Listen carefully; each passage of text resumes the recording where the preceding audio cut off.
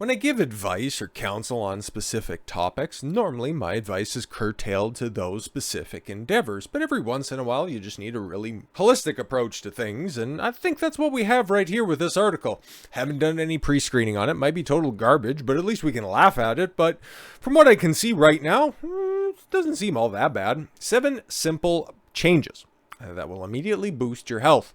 Alright. Eating and following habits are the rather healthy habits can be challenging, following and adhering to those practices. But what's the alternative? And just being a fat degenerate? Yeah, I don't really think so.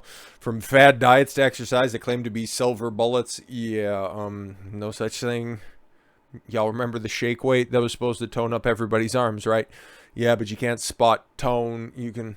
Or spot reduce, sorry, you can spot tone, but if you have layers of fat on your arms, those bingo wings aren't going to go away if you're just going to end up, whacking off the spring-loaded dumbbell. Mail Online has spoken to diet, exercise, and mental health experts to gather the best advice that you can implement straight away to feel healthier. Well, I'm a bit of a diet, exercise, and a mental health expert myself. Let's see if I can go ahead and decipher some of this advice. So you got your 7 right here, son. Add more plants to your diet. Yeah, okay. Enjoy your food. Yeah, okay.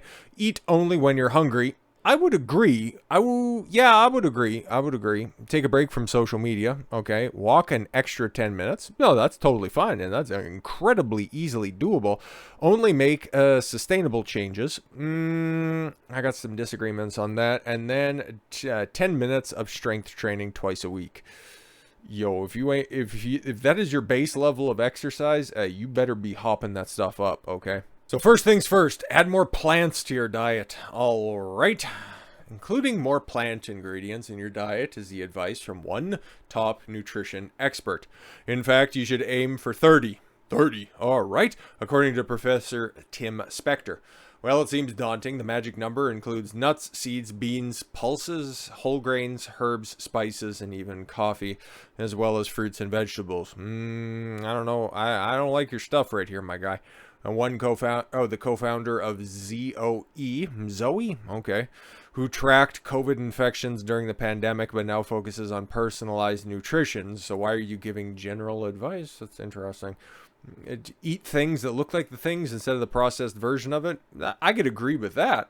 The recommendation comes from an American Gut Project study he co-authored, which examines the stool samples. Yay, so this guy roots around in poop.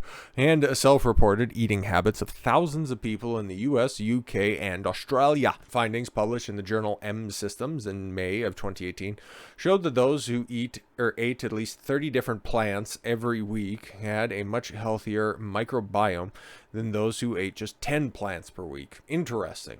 Okay, so your gut health improves if you have a much more diverse diet strategy. Interesting. He advocates to feel healthier, try to add more plants to your day. Yeah, okay. It's not terrible advice, but at the same time, I would say you could just dumb that down to just eat real food. Got it? Okay. Enjoy your food. Yeah, don't be shoveling that stuff into your mouth. Have proper time to eat it so you can properly digest it. Eating healthier conjures up images of bland salads and soups. But yeah, if you enjoy your food, if you're just sitting down and having all the pizza, just because you enjoy that doesn't mean that it's going to be healthier for you. You have to do some stuff that sucks, okay? Dr. Sarah Berry says that enjoying what you eat is key in staying healthy. I guess. For many of us, food is something much bigger than the way of getting energy. It's part of our culture, our family life. It's a huge part of socializing. But if you look around at the rest of your family and they're all fat disasters, well, should you really be engaging in the same practices as them? And it's often tightly bound with our emotions. It must work exclusively with women. Food is there to bring us together and help us connect with one another. Just eat things, slowly, fully, and with an adequate amount of water. I have a video specifically on that topic as well, to a point now where I've pretty much talked on just about everything, at least in some point. So yeah, the whole, you need to enjoy what you eat because what's in front of you is very important with your emotions. Yeah, well, you might be able to feel great, but if you can't see your feet, there's a problem. Only eat when you're hungry. Well, here's the thing too, if you're eating properly, here's an uncomfortable truth. You're never full you're always just kind of operating just below being hungry, but then just above being hungry. Like, I've been doing 1 meal a day, or at least intermittent fasting for years at this point in time. 2, 3, 4, maybe 5 years at this point in time, and I love it. I barely ever think about food. I just know exactly when I need to eat. It's normally after the day is over when it comes to recording. I got my 2 hours afterwards, and then I'm just done and dusted. It's all fantastic in the aftermath. But outside of that, it's at a point in time where my body's accustomed to just eating, the excess fat. It's not all that much, but anything that I eat at the time. I'm not hungry, not deficient, I'm not belabored by my eating schedule, and it also frees up a hell of a lot of time. I can produce more content for everybody. Most people have a routine for when and how much they eat every day, but avoiding consuming food on autopilot and not always clearing your plate can boost health. Zoe, is this just a paid ad by the Zoe thing? Senior nutrition scientist Dr. Emily Lemming told the Mail. Learning to listen to our body's hunger cues is one of the best ways to help our metabolism. Yeah, but then also figuring out if that's your thirst as opposed to hunger, that's a big difference as well. Many need a meal because we have a routine to eat at a certain time. And I'm not even going to address that stupid food pie chart that I see right there, because that makes me want to throw something at the screen. And that looks so wrong. So wrong. That's out there. Way too many breads. And I have no idea where's the meat on that. That's just atrocious. Terrible. And that comes from the NHS. Of course it does. The government is not looking after your well-being. Guaranteed. But yeah, she's saying, eat only however much you need and blah, blah, blah. All that stuff. Similarly, not feeling obligated to finish our plates and instead stopping when we feel full. Yeah, no, that's smart. By learning to listen and follow our body's hunger cues, as long as you know what they are. And like she's saying, learn your body's hunger cues. God, all that advice on the side is so terrible. Drink soy.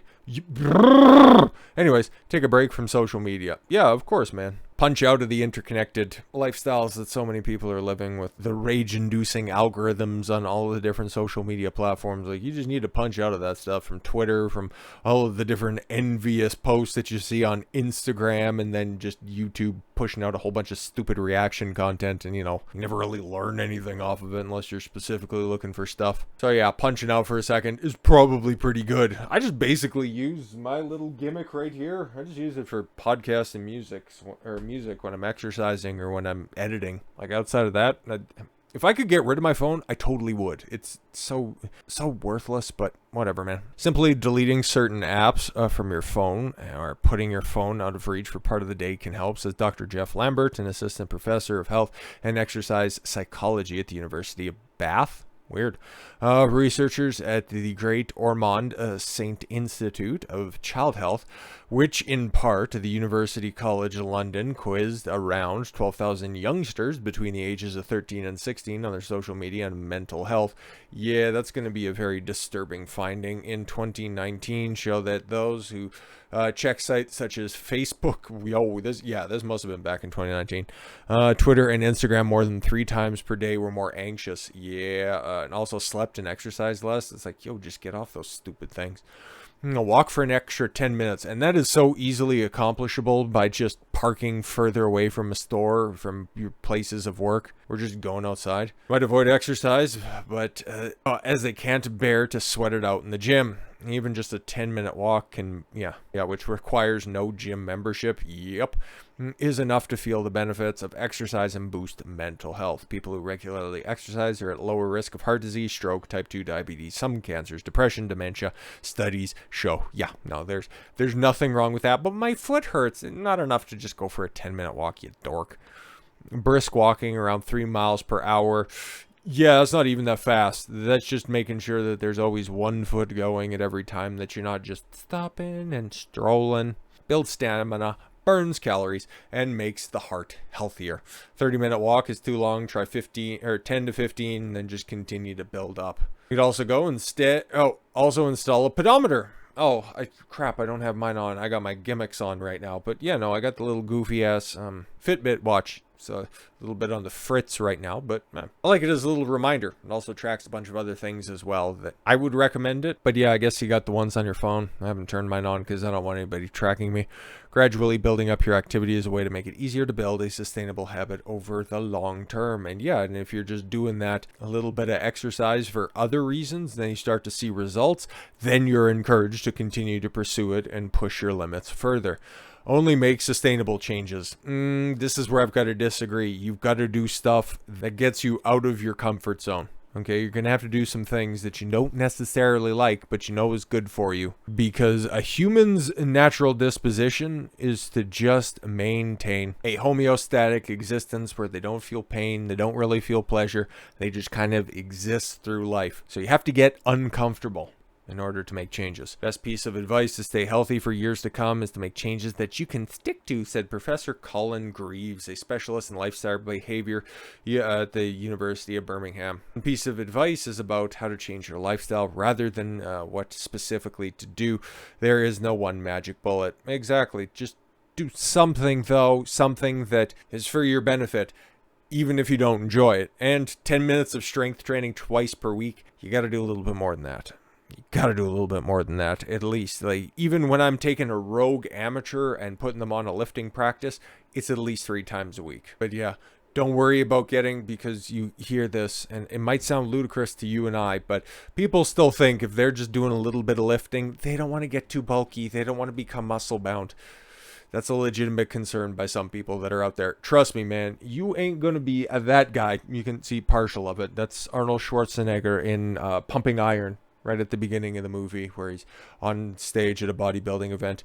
You aren't going to look like that on accident by just picking up some dumbbells and doing some really terrible formed curls. Like you're not going to get 30-inch pythons, brother. Yeah, start by doing some compound exercises, some squats, some lunges might be a little bit advanced for some people to do properly and without proper instructions. But push-ups, just body weight exercises in general. Off your knees, off a chair, using the wall. There's a bunch of different variations that you can just run down in order to build up your own strength. So strength training doesn't require dumbbells, barbells, cables, bands, anything like that. It's just simply what you have to do some simple calisthenics. 10 minutes per week, or rather twice a week, you can find some time during the day in order to make gains. Everybody starts somewhere, and you got to start somewhere. So, not terrible advice. Add more plants to your diet, I can agree, but then also have proper good fats that are in there and some quality grass-fed, grass-finished meat products in there as well. Enjoy your food. I would say eat and chew completely. I'd say that. Eat only when you're hungry. Yeah. But I would also say, schedule your eating, employ some intermittent fasting techniques, take a break from social media. I concur. Walk an extra 10 minutes. Yep, and there's a bunch of different strategies that you can employ on top of just going for a walk, touching grass, if you will. Make sustainable changes. Yes, make ones that are going to be uncomfortable to begin with, but then you start to see the results, and then it's something that you can continue to do into the future. And then strength training is non-negotiable, because your lean body mass is definitely a good indicator in how well and how healthy you're going to be further and later in life. So, with all that said, thank you all very much for the gift of your time. I've been Don Consuelo. I want you to follow your gut and get after it. Take care, everyone.